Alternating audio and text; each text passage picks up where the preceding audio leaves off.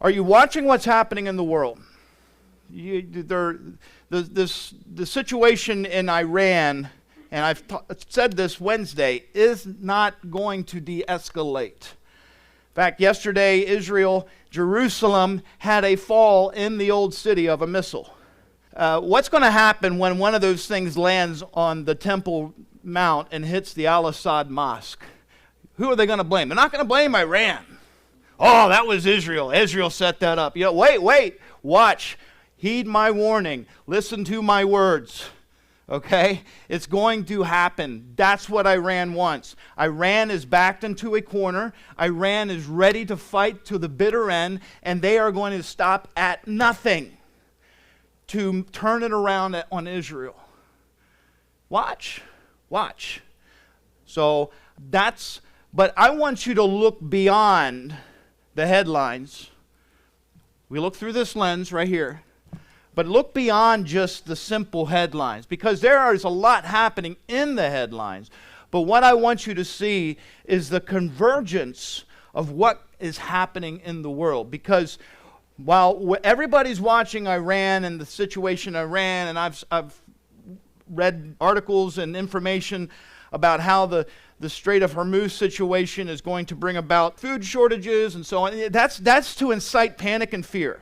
You understand that the United States, we only get 4% of our oil. 4%, that's four fingers, right? Okay, right. I got the correct hand up. 4% of the oil comes from the Middle East for our fuel, for our gasoline and oil. The rest comes from other sources other than that. But no matter what, when they lock down the Strait of Hormuz, everybody goes bonkers. And it affects us. That's why we're paying more on the gallon, right? Because the Ayatollah sneezed, the Ayatollah of the day sneezed, and it's made the gas prices go up. That's also where a lot of fertilizer and other things is shipped through that strait. There's a lot of commerce that ships through that strait. At the same time, and this is where it's getting by a lot of people, have you seen the amount of acceleration that's happened with artificial intelligence and the influence of artificial intelligence? Most people aren't watching this. The level of information that is controlled by artificial intelligence now.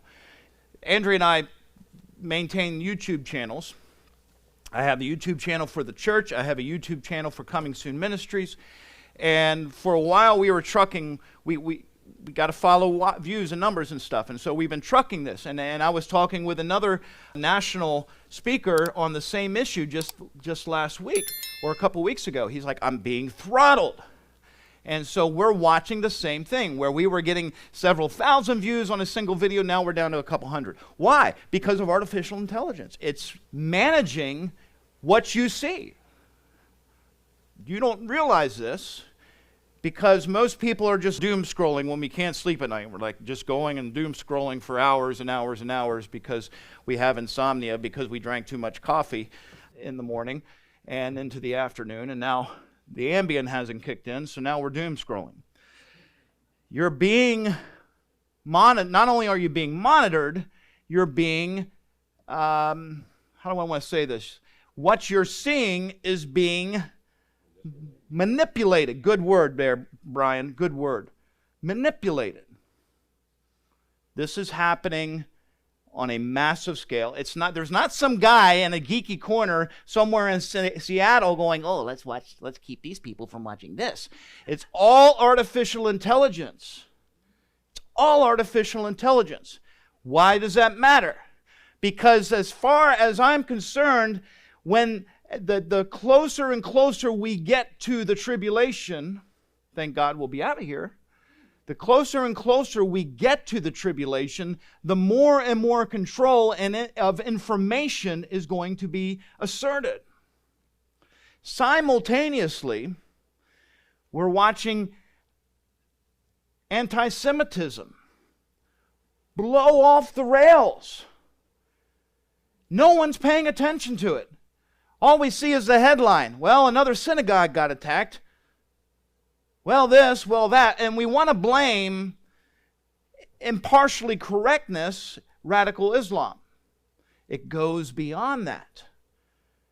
We can stop it if we wanted to. Look, I worked counterintelligence for a dozen years in law enforcement. What is known and what the communications are known and everything that is happening prior to these events is known. And it's easy to stop. I've stopped many attacks in my own law enforcement career. But we are seeing anti-Semitism accelerate, not decelerate. Why? Well, first of all, we can say, well, there's this and there's this. We can blame radical Islam, we can blame the left, we can blame the right, we can blame the middle, we can blame all these other things. But what we need to understand as believers is this is more than a cultural or political issue. It's a spiritual issue. You understand that? It's a spiritual issue. Very clear English here. It is a spiritual issue. And if we focus on the nature of the spiritual issue, then we have a better understanding of why it's happening. As the world is accelerating towards the Great Tribulation, thank God we're not going to be here, Satan is rearing up. He is pushing forward. He is maniacally and strategically pushing back against God's plan. Who is the center of God's plan? Israel. Okay? Listen, you're not here. You wouldn't be here if it wasn't for Israel. Right? Your salvation came, what did Jesus say? Salvation is from the Jews. That was who God chose. When it says God, when we say Israel is God's chosen nation, it doesn't mean that He likes. Well, it doesn't mean that Israel gets a free pass on everything and the rest of the world has to lump through it. Quite the opposite, actually. If you look at the headlines, it's obvious to that. But what it means, what the Bible means, what we mean when we say Israel is God's chosen people, is God chose Israel to be the vessel to carry through His plan of salvation. Okay? So, with that, Romans 3. Why did God choose the Jews? Because one of the reasons was to carry the oracles of God.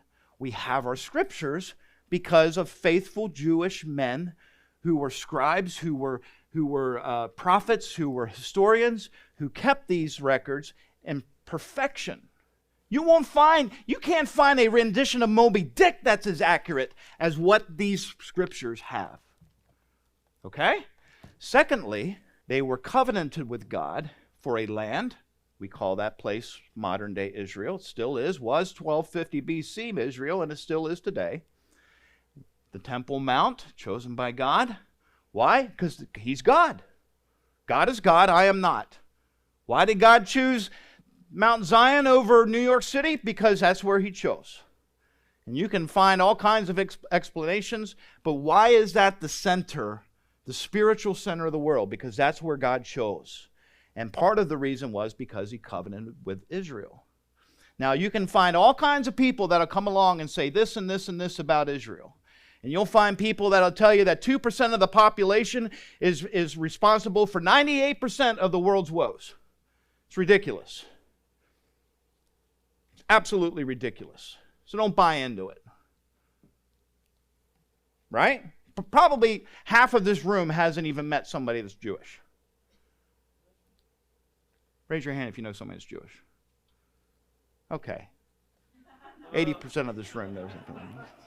Put your hand down. Put your hand down.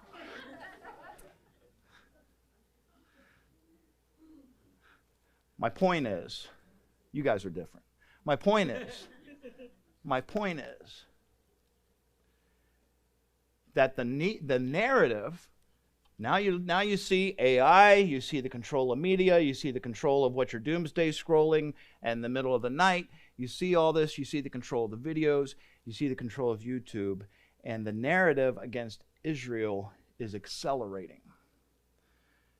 Anti-Semitism globally is up higher in 2026 than it was in Germany in 1939. That's not my summation. I'm not making this up as an opinion. That is through valid research and everything. Our friend Olivia Melnick, he'll be here in a couple weeks. He'll tell you the same thing. Why? Now, we have to get beyond the why.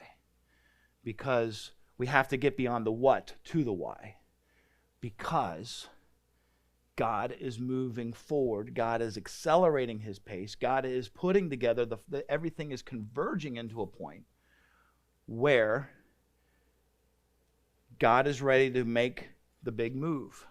I believe we're so close. God is ready to make the big move. And who is going to be the one that Satan can stop? Not going to stop God, but if he can block Israel, if he can get rid of all the Jews, then God, I defeated God, is what Satan is believing. You understand what I'm saying? So now we're seeing this global convergence. Meanwhile, we have globalism exploding on levels never seen before. And at the center of it is this little nation that God covenanted with 1,250 years before Christ even came. And everybody is chasing headlines. The YouTube prophets are chasing headlines. But what we need to pay attention to is, what is God doing? Why is all this converging? It's an amazing time to live in, friends. It's an amazing time to be a believer. Because you're looking at the world not through the lens of the AI algorithms. You're looking through the lens of what God wrote about, what God set out, what God says was going to happen. He wrote Revelation 13, 97 AD. And here we are, we're getting front row seats to the great setup. Sometimes the most, sometimes it's allergy season. Sometimes the most exciting, no thank you. Sometimes the most exciting time of the football game isn't the actual football game. Everybody gets riled up when the players come out on the field. Okay? We're watching the players come out on the field right now of the football game that's about to take place.